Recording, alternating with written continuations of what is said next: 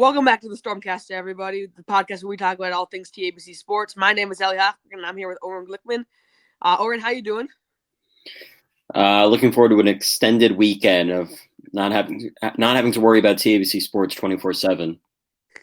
Aren't we all? Maybe some good football. But at the time of recording, two big games tonight. And by the time this is released, probably happened already. So we'll get things. We'll start talking about the JV basketball team, which is so far 3-0, really have impressed, and they're playing their home opener against Hillel. So a few nights ago, at Big Thursday night that we previewed last episode, they trounced Heschel by 50. So OG, any who really impressed in that game, and what are the expectations against Heschel against Hillel? I think one person that we have to keep an eye out for is Tani Stein. Tani Stein has begun to really establish a role for himself as one of the key sixth men off the bench. I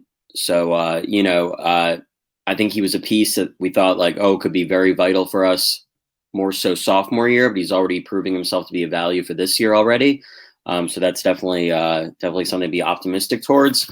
I actually texted the team WhatsApp chat last night and I said, guys, this is a real game. Not that the other three weren't, but if you know, you know. Not taking any shots, obviously, at any teams. You have to fight for every single victory that's out there. But I think in those first three wins, those were opponents where TABC was an overwhelming favorite. And now TABC JV basketball, as well as the varsity tonight, they're going into a matchup where it's anybody's game. I would say it's an even toss-up. Yeah. And so we're talking about two unbeaten programs right now. And by the time this episode gets released, we could be talking about teams that are still undefeated, hopefully, or teams that suffered their first loss tonight.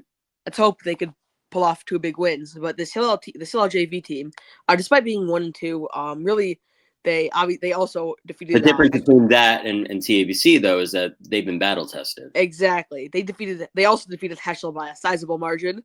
And the only two teams they've lost to are arguably two of the best teams in the league, SIR and Ramaz. So despite the record. First look could be deceiving. This Hillel team should be a good matchup for this TABC JV basketball team.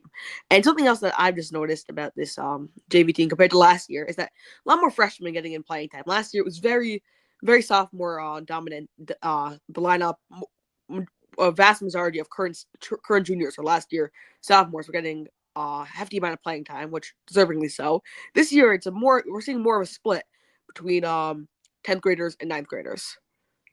Well, I think that could be a good thing because the fact that you're giving freshmen valuable experience right now can make you into a championship contender the following year and, get them better built, over the next 4 years of their high school careers. I think also, with this team, they're very young and inexperienced, and the fact that they got to play three easy teams before this big test tonight, it should be a confidence booster for them. And I think it's good that we're turning to freshmen already that can rise to the challenge. If my memory serves me correctly, Zachy Lowe is one of the most vital pieces of this team this year. Now, he didn't see the court all that much last year. I think the only freshmen who played a little bit last year were Sammy Haberman and Nathaniel Bromberg, who's no longer with us, who took an NIL deal elsewhere. But I think it goes to show you that you need experienced sophomores to win a championship, to win a league, but you also need to test your freshmen out earlier rather than later in order to develop into a strong 4-year program. Exactly, and it really just to show how great this freshman class is. Really. As if we talked about, you spoke about Tani Stein, we've spoken about Ezra Adams before. Really, just a talented freshman class. And this is, as you mentioned, TBC got 3 easier games per se earlier in the season, unlike Hillel. Now the next 5 games are going to be really going to make or break this team. We'll see how good There's this team twice is. SAR twice and Ramaz once. Exactly, Hillel which will be played by the time this is released. Hillel, SAR again, Ramaz, Frisch. That is a really tough schedule. Of course, Frisch lost Isaac Stepner, star from last year's championship, making second runner up in the Yeshiva League, but still challenging nonetheless. So looking forward to all good signs from this JV basketball team so far, and we'll see how they will fare against Hillel and against the rest of this tough schedule. Any final? Yeah, it honestly gets hard for them the rest of the way because even their last game of the season is against a JEC team that is pretty decent. Oh yeah, I didn't even see they that beat yet. them in the Rubenstein tournament, but JEC was without their top players. So from now until the end, it's gonna be a dogfight. The easy games I didn't see no that more. JC game because it's after Yeshiva week after Right, going to breaks. right. But these 6 games these 7 games, excuse me, are really going to be make it or break it, and every game counts. Exactly. So sticking on the basketball side, because big double, as we mentioned, doubleheader, also playing one of the fourth place team in the Cooper tournament in Memphis. This varsity They were not too far apart from one another, and what? they already played against each other. Exactly. But it was a meaningless third place compilation game. So something tells me that we're going to see different players out there on the court tonight.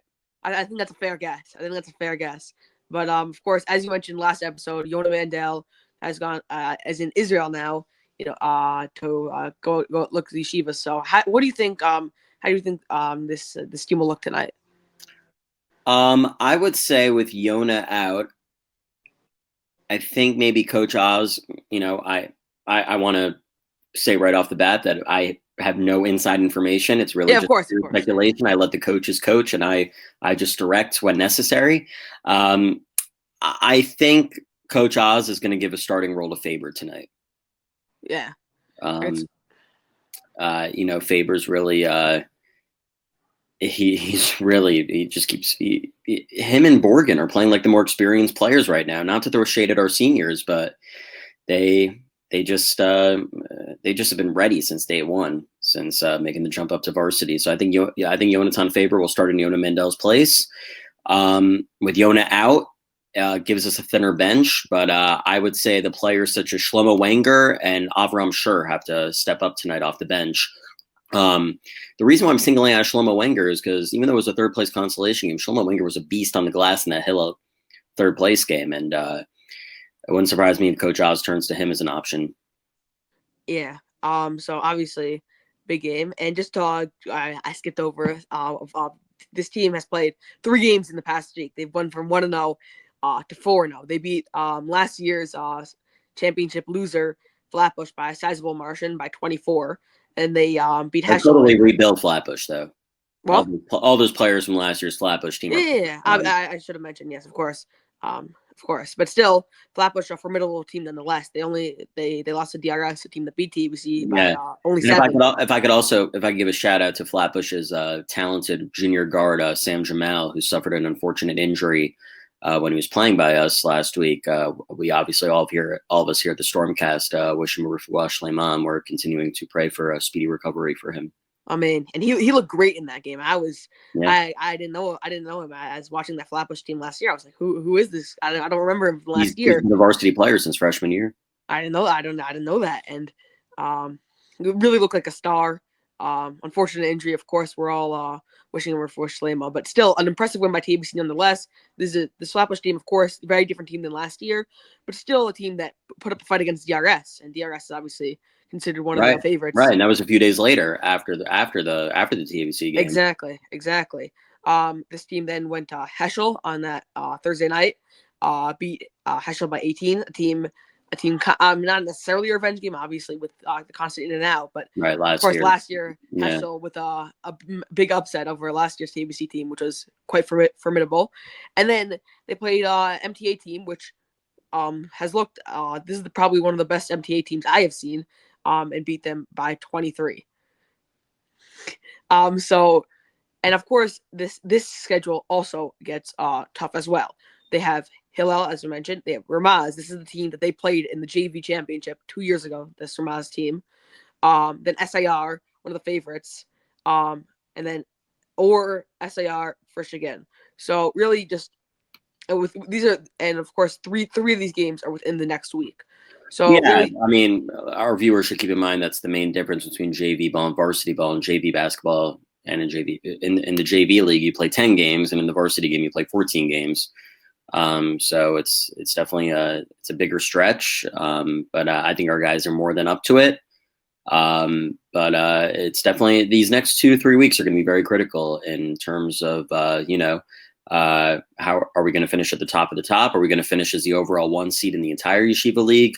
Or are we going to secure one of those top 2 spots in our conference to secure a Sarachek berth? These are the things you think about when you're battling with these teams.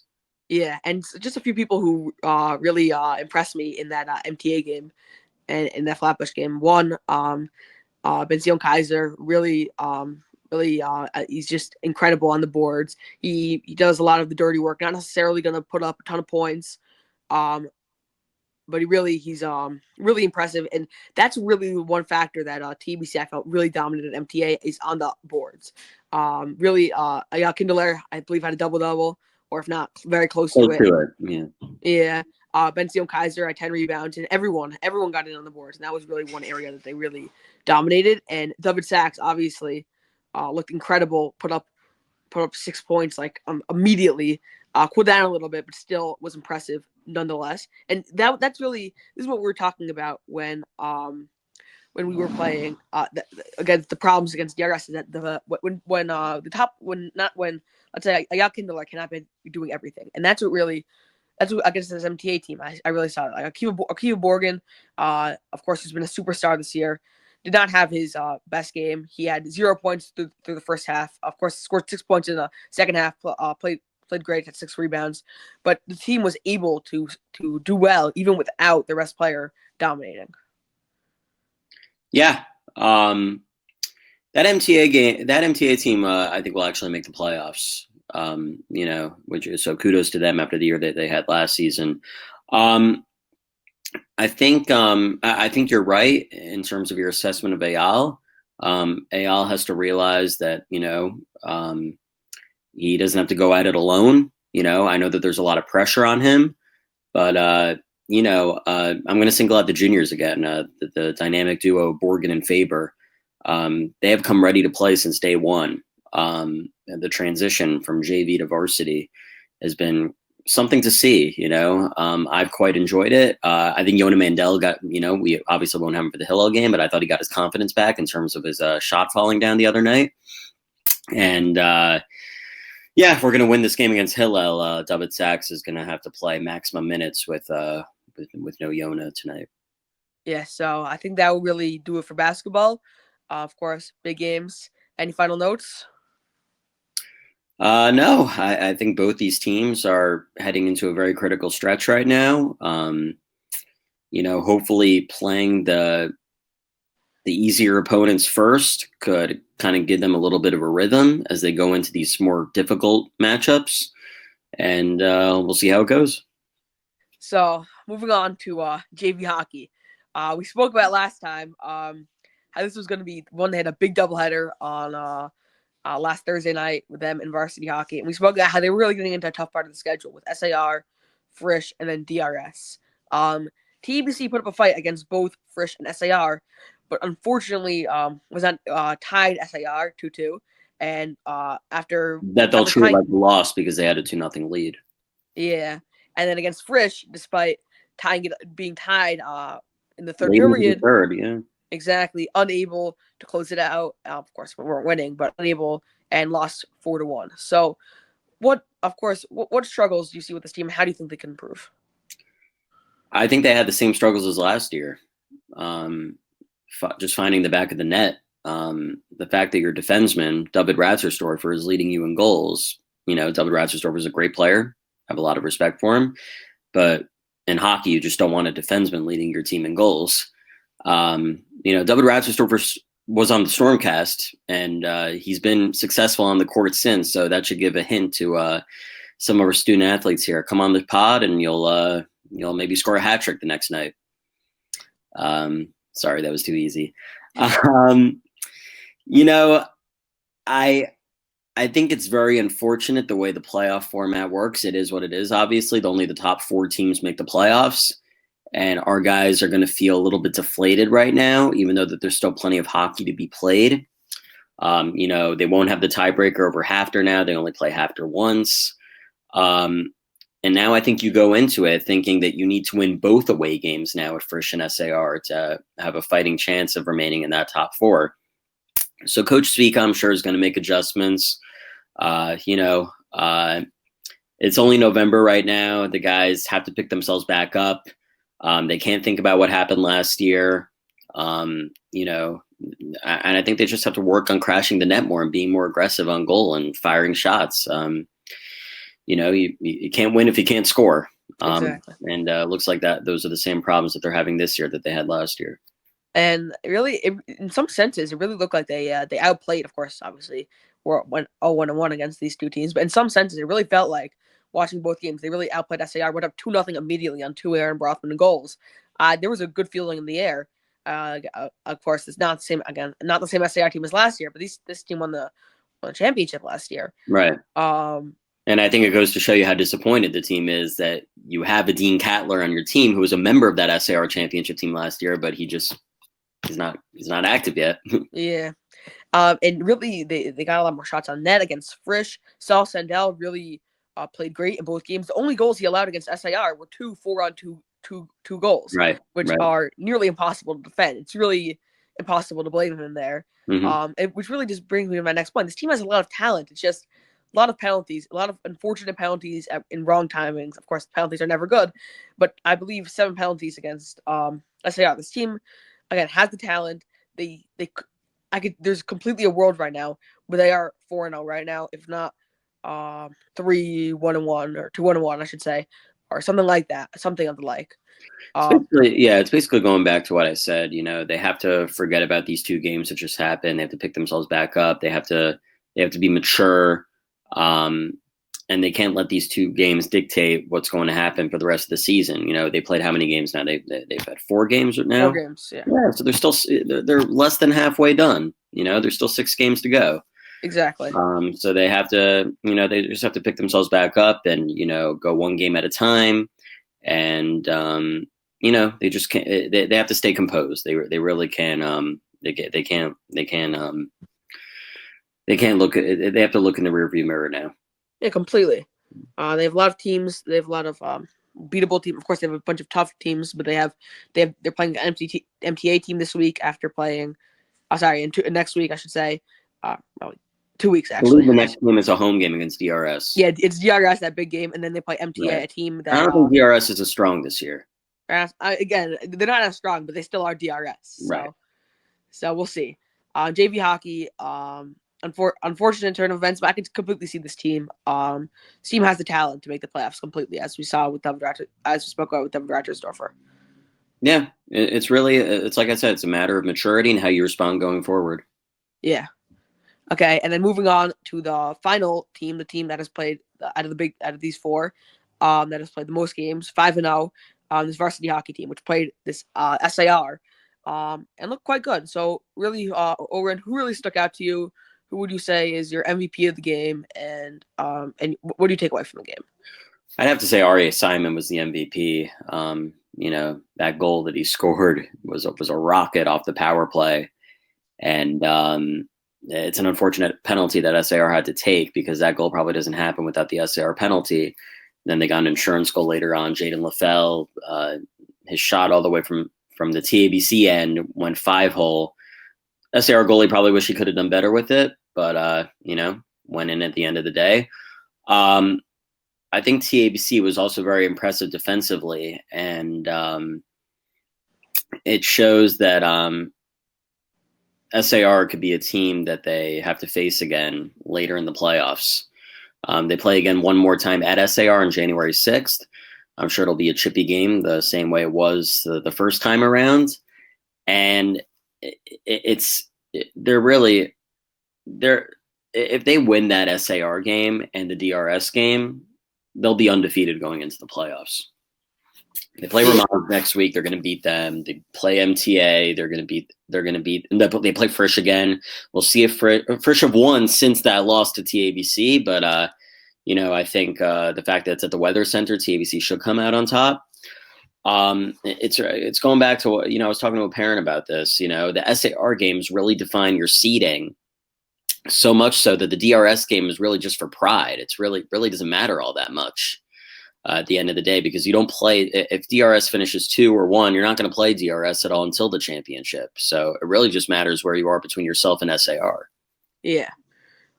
So this team has nothing really this week, but starting Tuesday the 3rd, Wednesday the 5th, and Sunday the 8th, they have 3 games that you spoke about against Ramaz, home against Ramaz, home against Frisch, massive game. Of course, rivalry game. Last time, we again expecting it to be, as you mentioned last time, rivalry games are typically closer. Frisch has been undefeated since losing to TABC, but I think this TABC team is clearly more talented, but still should be a good game. And then they're playing MTA at MTA. So I think, again, not much happening in the varsity hockey world this past week. Someone else that really impressed me in that SAR game, obviously, Shia Forgash. Yeah. Truly just incredible playing. This SAR team, as we mentioned, quite the formidable team. Very, very good team. Of course, a TBC better, but the Shia Forgash not allowing a single goal is quite impressive. Yeah, we talked a lot about how TBC hadn't really been tested at all since this game, and we figured is TBC ready to play in a close game? Answer is that they are. They were. Yeah. So I think that will wrap up for Source Sports. Oren, you want to make any points about the wrestling home opener? Yeah, wrestling home opener. It was this past Monday night. We unveiled the newest Wittenberg banners. Noah Leibowitz, Daniel Delman, and Shmuel Schultz won their weight divisions last year, so it was great to give them the honor and recognition that they deserve, as well as Izzy Meth, an assistant coach who graduated TABC back in 2023 while you guys were 8th graders. And we hosted SAR, and TBC was victorious. I think they won 9-7 in overall matches. We have some good freshmen too. Yechezkel Kapetenker, Alexander Gilbert, Gideon Haberman, who Coach Meth thinks can eventually be a Wittenberg champion himself. So it's good. Early wins against SAR and MTA, and obviously the Sarachek for the wrestling team is the Wittenberg tournament come February. So while these matches don't count towards anything right now, they're good build-up as they chase the ultimate prize come February in that tournament that usually happens over President's Weekend. Okay, thank you, Oren. Any last points you'd like to make about any sports? No. Ice hockey tied Ramaz the other night, but J. Lou and I made a deal with them that we won't give them any sort of recognition until they actually win a game. So ties don't count. Sorry, Arya Zikovitz. Try to convince me to go on to the game. Yeah. Well, hopefully, of course, hopefully it'll be a good pit tonight. Hopefully, good games. So see you there, Oren. Like I said in my email, assuming you guys read my emails, I'm gonna be the only TBC kid who reads my emails. Spend your Thanksgiving vacation with us tonight. Tonight in Adult. Hey guys, before we go, just enjoy the game tonight. I can't be there, but just enjoy both games now. I hope they win both. Hopefully. Thank you, Noak, for helping to produce. Thank you, Oren, for coming on, and we'll see you. Happy Thanksgiving. Happy Thanksgiving. Come Basel, baby! Come Basel!